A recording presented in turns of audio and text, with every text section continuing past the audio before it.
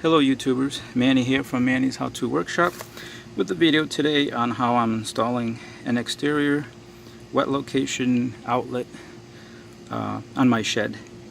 So basically I've been having to, like, every time I need to use power out here in the backyard, I've been having to open the shed, run an extension cord in there, and then bring it out to my work area. So yesterday, the day before, I got the idea. I said, you know what, I need to put an exterior outlet on my shed. So this is what I'm doing. So basically you need to get one of these. This is a electrical box that's rated for wet locations, and it comes with some accessories. It comes with two little plastic caps like that one over there, one on each side, and that's for in case later you want to add on. You can always screw conduit in here, run it up, put a light, or run it that way, whichever way you need to. So anyway, I went ahead and did all the rough work because my phone was charging, so I didn't get a chance to videotape that, but I'm going to show you what I did. So let me go ahead and go on the inside and show you how I was able to get her done. Alright, so basically this is my sub panel that I have. There we go, let's get into the light. Okay, this is my sub panel that I have here, which, I don't know, hopefully you guys can see that. There we go, much better. I have two breakers. I have a 15, which controls my lighting in here, and I have another one that's actually a double. It's a 220 amp breakers, and what those do, they run my what do you call it, my bench here, my workbench. So I got an outlet back there, I got one over there, and these run off of the first 20 amp breaker, and the second one, see that wire going across, goes to the other side of the shed, and I got another outlet there. So what I did was I tapped off of the breaker that's providing power to the other side of the shed. Okay, so what I did was I went ahead and got a junction box, which is this right here, and this one is the style is it's a ceiling mounted one. It's supposed to mount on the ceiling joist so that you can install a like a light fixture, but you can also use it for this application as well. And since the inside of the shed is not going to get sheetrocked or anything like that, it can stay mounted on the side of the stud, the wall stud here, just the way it is. As you can see, it's recessed back a little bit here, so if you were to put sheetrock would come right up against that, and then you'd have this as a a flush mount. But anyway, so like I said, I went ahead and mounted there, secured two other screws, even though it comes with these little tabs, these temporary mounting tabs that you just pound with a hammer, holds it in place for you. Then you come back with screws and screw it down tight. Alright, so like I said, oh, before I go any further, just as a safety precaution, if this kind of a project is beyond your scope of experience and knowledge, let a professional do it if you're not comfortable with doing something like this. That way you can ensure that everything is done correctly. Mind you, I have many years experience doing electrical work, and perfectly capable of doing this. So anyway, moving on, like I said, I turned the power off here, disconnected the wire that fed that like I said, that outlet, which is this one here, and just basically ran it up, across, and back down into the box. And the wire that was going, the original wire that went all the way across over there, is also coming off the top here, in which this goes right back to the other, inside over there.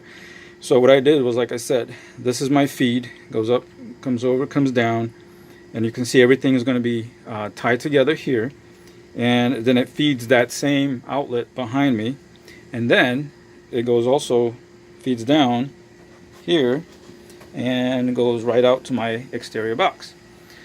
So basically what you need to get is the it's a 12-2 Romex, because that's what I used in here. As you can see right there, it's all the same kind of wire, 12-2. Because 12-2 is rated up to 20 amps. You can have a circuit up to 20 amps, so that's why I'm using the same thing. And also, you're going to need some cable staples, which is this one right here. It's a 1/2 inch by 1 inch. You're going to need a cover. This cover here is going to go over here after I tie everything together. On the exterior, once that's hooked up, I got this cover to go with it. Comes with a weather rubber foam wet protectant. Makes a good seal so moisture doesn't get into the box. You're going to need this size wire nut. This is rated for like up to 3 number 12 wire, 4 14 wire, 5 number 16 wire, so on and so forth. The thinner the gauge, the more you can put, but always make sure you follow that. As you can see, I've actually got the neutral and the ground already cinched down, and after I'm going to come back and put some electrical tape around it, starting like right there and then ending up over here, and it helps to keep this from backing off. It's just an added protection. And so what I did was also, the method that I use is you take the 3 conductors, okay, like these 3, all right, pull them straight together, line up the tips, take this Lyman's pliers, which is what they call this one, because it's got that square, like a duck mouth. Hold the plier there, and then twist them, until you get all 3 tips twisted together, like so, okay. What that does, it ensures that they stay together. With anything after 14 gauge, you don't want to just put the wires together and then twist them on there. Some people do that. That's a shortcut, but that's, to me, it's not a good fit. I always like to twist my wires. So basically, you take this, put it on there, and then twist it until you can feel it bottoming out or getting really tight. Okay. And it's getting pretty tight right there. And then if the wire starts to twist, then you know you got it real tight. And it's like I said, when I come back and I put the electrical tape on there, I'm going to go in the same direction that I did it. That way there, like I said, it allows it not to back off. So,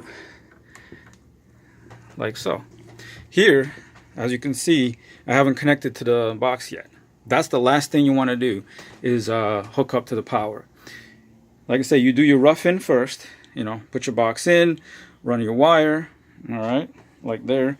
And on the outside, I've actually only hooked up, I've hooked up everything. As you can see, I got the ground hooked up to the ground screw inside the box. And I have the feed, which is the black wire, hooked up to the brass colored screw. And the neutral, the return, to the silver looking screws. Okay, now this has an additional ground, and at this point it's not necessary to actually put another pigtail here and connect it to that one, because this tab right here, which is connected to this green screw, all right, is connected to the ground, which is this part right here. All right, and since this is going to screw into the box that's already grounded, you're already getting your ground connection through there. So it's not necessary for me to put another pigtail there. Now, if I decide to run another circuit here at some point to go that way, put a security light on the shed, then I can do so. All right, but let me go ahead and hook everything up, and I'll come back and show you the finished product. Okay, so I went ahead and buttoned everything up. As you can see, I already put the cover on here on the junction box. Put the cover back on the what do I call it? What did I call that before? Sub panel. Okay, yeah, I guess you can call it a sub panel coming from the main house, and everything is tidied up. Oh, before I forget, the staples, it's always, you want to put them within 6 inches of your junction box, all right, or where you're going to terminate it. Just like here, it's within 6 inches of that hole. It just ensures that the cable doesn't move. Also, with this style cable, staple, as you can see, I put it on there so the cable can flex, it can move. Okay, that's just for, you know, you don't want to slam that down, okay, because you don't want that to, one, for the cable to move, start rubbing on it, and then, you know, it starts making contact with one of the wires. All right, and then about every, you know, foot or so, or depending, you know, 18 inches, and then, like I said, loose. You want the cable to be able to move in the stapler. Now they have the ones that have the plastic underneath, just as an added insulator, but I had some of these, figured I'd just use them up, and it's good to go. And then on the outside, I went ahead and, like I said, put the cover back on. You can see that these two covers stay down. Here's the rubber gasket that goes all the way around. And, wow, it's getting kind of windy. Plugged in my radio, and there we go. Alright, so you can see that it works, and now I don't have to worry about having to unlock the shed if I need to run power out here. Alright guys, well, there you go. How to install an exterior outlet box, one that is rated for wet location. Okay. And also, just to let you know, the receptacle is also rated at 20 amps.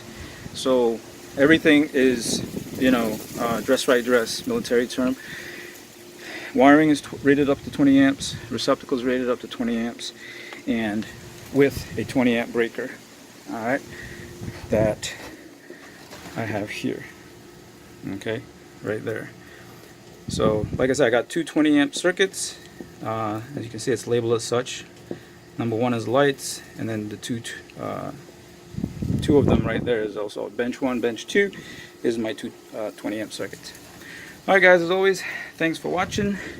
Please rate, comment, subscribe, and once again, like I said, I'm not a professional electrician, so if you decide to do this kind of a project, make sure that if you have the experience, I don't see any problems doing it. If not, get a licensed electrician to go ahead and do it for you.